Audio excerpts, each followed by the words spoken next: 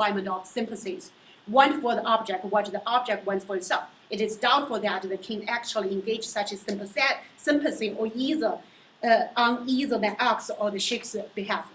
So generally, I summarize like the empathy generally consists in the shared feeling between the subject and the object, either through the subject's direct seeing or imagination, while sympathy involves the subject's concern or promotion of the object's well-being from the perspective of the object.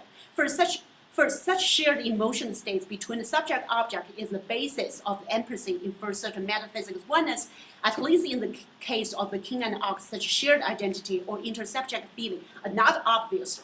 Even if there is actual congruence between the king and animal's feeling, such as fears in the threat, the king's compassion for the ox in the case can only be explained as a primitive form of empathy, say emotional contagion, rather than any advanced level of empathy, which requires further intersubjective projection or value confirmation.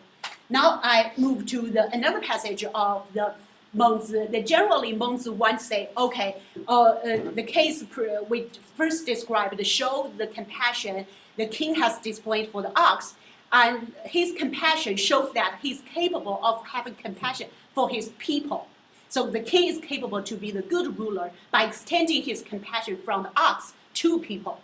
And this is more extension in the Mengzi passage. If one extends one's tenderness, it would be sufficient to care for all within the four seas. If one does not extend one's kindness, one will lack the wherewithal to care for one's wife and children. That in which the ancient gracefully extended others was no other than this. They were simply good at extending what they did. In the present case, your kindness is sufficient. Your kindness for the ox is sufficient to, your kindness is sufficient to reach animals, but the effects do not reach the common.